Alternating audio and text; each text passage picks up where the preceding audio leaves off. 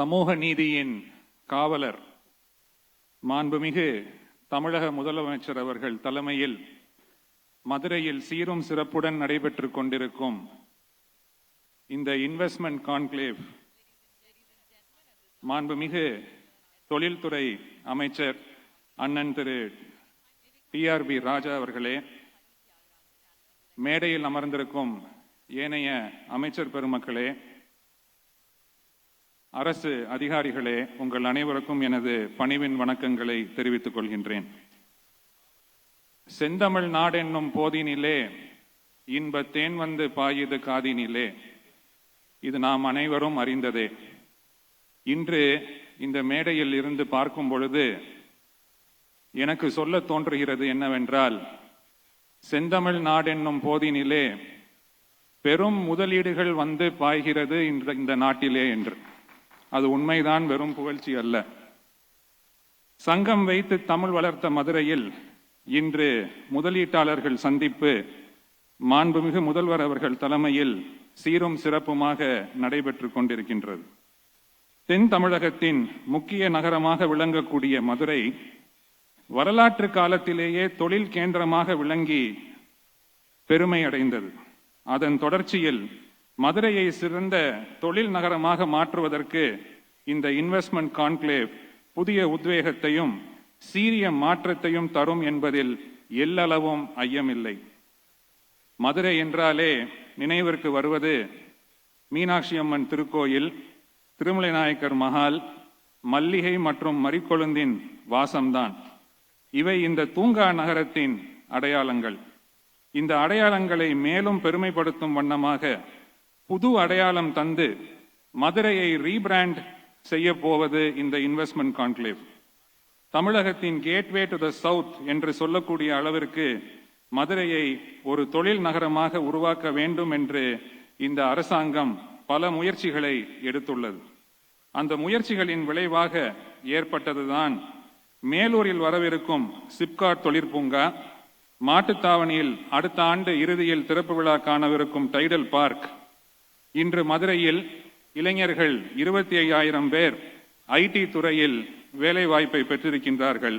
வரும் காலத்தில் இந்த எண்ணிக்கை டபுள் அல்லது ட்ரிபிள் கூட ஆகுவதற்கு வாய்ப்புள்ளது. தற்காலத்தில் சில பெரு வளர்ச்சியை அடைந்த மாநகரங்கள் சில நெருக்கடிகளை சந்திக்கின்றன. அங்கு நிலத்தின் விலை மிகுதியாக இருப்பதோடு cost of living, the tendency to save, இதெல்லாம் குறைந்து வருகிறது.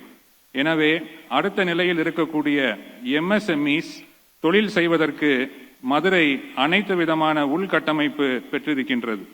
இங்கிருந்து தூத்துக்குடி துறைமுகம் 1.5 மணி நேரம் பயணம்தான்.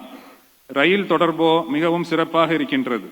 மதுரையை சுற்றி 4 வழி சாலைகள் தொழில் செய்வதற்கு வசதியாக இருக்கின்றன. மதுரை விமான நிலையம் 12,500 அடி அகலப்படுத்தும் பணிகள் தீவிரமாக நடக்க உள்ளன. 90% பணிகள் முடிந்து மிக விரைவில் விமான நிலைய விரிவாக்கம் நடக்க உள்ளது. இந்த காரணங்களால் மதுரையில் உள்கட்டமைப்பு வசதிகள் மேம்பட உள்ளன. புது நிறுவனங்கள் தொழில் தொடங்கி வேலை வாய்ப்பினை உருவாக்க முக்கிய காரணியாக இந்த உள்கட்டமைப்பு இருக்கின்றது. சிறப்பான உயர்கல்வி நிறுவனங்கள் இருப்பதும் முக்கிய அம்சம். மதுரையை சொந்த ஊராக கொண்டு படித்த இளைஞர்கள் பட்டம் பெற்ற பின் வேலை வாய்ப்பிற்காக மற்ற ஊர்களுக்கு செல்ல வேண்டிய கட்டாயம் இன்று இருக்கின்றது. இதனால் பிரெயின் ட்ரெயின் ஏற்படுகிறது. இதை தடுக்கும் வகையில் இங்கேயே நிறுவனங்கள் வேலை வாய்ப்பினை ஏற்படுத்தினால் மதுரை மற்றும் அதனது சுற்று வட்டாரங்களில் இருக்கக்கூடிய மாணவர்களுக்கு வேலை வாய்ப்பும், கிராமங்களும் மற்ற மாவட்டங்களும் தென் மாவட்டங்களும் மிகப்பெரிய வளர்ச்சியை அடைய உள்ளது. மதுரை வெறும் வரலாற்று நகரமாக மட்டுமல்லாமல் அடுத்த தொழில் புரட்சியில் முக்கிய பங்கு வகிப்பதற்கு எல்லா விதமான சாத்தியக்கூறுகளும் உள்ளன. முதல்வருடைய பார்வை மதுரை பக்கம் பட வேண்டும் என்று CAA போன்ற அமைப்புகள் மூலமாக பல சந்தர்ப்பங்களில் வற்புறுத்தியும் வலியுறுத்தியும் வந்திருக்கின்றோம். அந்த வகையில் இந்த அரசாங்கம் ஏனைய முயற்சிகள் எல்லாம் எடுத்து வருகின்றது. மிகவும் பெருமை தரக்கூடிய ஒரு விஷயமாகும். இன்று இந்தியாவில் உள்ள பல நிறுவனங்களும் வெளிநாடுகளில் இருக்கக்கூடிய பல நிறுவனங்களும் புதிய தொழில்களை தொடங்குவதற்கு மதுரையை தேர்வு செய்து முதலீடு செய்வதற்கு முதல்வர் அவர்கள் முன்னெடுத்த இந்த இன்வெஸ்ட்மெண்ட் கான்க்ளேவ் மூலம் நல்ல வாய்ப்பு ஏற்பட்டிருக்கின்றது.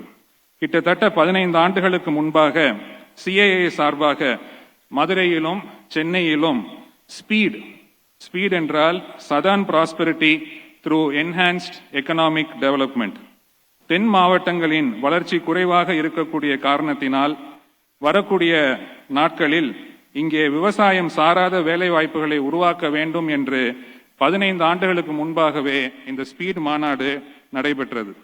ஓய்வு பெற்ற நீதிபதி கலைஞர் அவர்கள் ஆட்சியில் ஓய்வு பெற்ற நீதிபதி திரு ரத்னவேல் பாண்டியன் அவர்களின் தலைமையில் வெளியிட்ட ஒரு ஆய்வறிக்கையில் சமூக பிரச்சனைகள், அசம்பாவிதங்கள் இந்த தென் மாவட்டங்களில் நடைபெறுவதற்கு முக்கிய காரணம் வேலையின்மையே என்று கூறப்பட்டது. இங்கு இருக்கக்கூடிய படித்த மாணவர்களுக்கு போதிய வேலைவாய்ப்புகள் இல்லாததன் காரணத்தினால் வறுமையின் பிடியில் இருப்பதாக அந்த ரிப்போர்ட் அன்று கூறியது. இன்று அந்த நிலை மிகவும் சீராக மாறியுள்ளது, நமக்கெல்லாம் சந்தோஷத்தை ஏற்படுத்துகின்றது. இதை கவனத்தில் எடுத்துக்கொண்டு எப்படி தென் மாவட்டங்களில் ஒரு சீரான வளர்ச்சி உண்டாக்குவது என்பதை யோசித்து இங்கு நிறைய தொழிற்சாலைகள் மற்றும் கிராமப்புற வேலை வாய்ப்புகளை உருவாக்க அரசு சீரிய முயற்சியை எடுத்து வருகின்றது. அதன்படி பல நிறுவனங்கள் மற்றும் தனி நபர்கள் முயற்சிகள் எடுத்திருந்தாலும் அரசாங்கத்தின் ஈடுபாடு இருந்தால்தான் மதுரையில் முழுமை பெற்ற வளர்ச்சிக்கு ஒரு முக்கியத்துவம் தரப்படும். அதன்படி முதல்வர் அவர்களே இங்கு வந்து இந்த கான்க்ளேவை தொடங்கி வைத்திருக்கின்றார்கள். அவர்களுக்கு மதுரை மக்களின் சார்பாக எங்களது நன்றியை தெரிவித்துக் கொள்கின்றோம். வரக்கூடிய நாட்களில் மதுரையினுடைய வளர்ச்சிக்கு எல்லா விதமான ஆதரவும் அவர்கள் தருவார்கள் என்று நம்புகின்றோம். வரலாற்று புரட்சியுடன் தொழில் வளர்ச்சி அடைந்த மாநகரமாக மதுரையும் தென் மாவட்டங்களும் விளங்குவது நனவாக போகின்றது. மாமதுரை போற்றுவோம், மாமதுரை போற்றுவோம். நன்றி, வணக்கம்.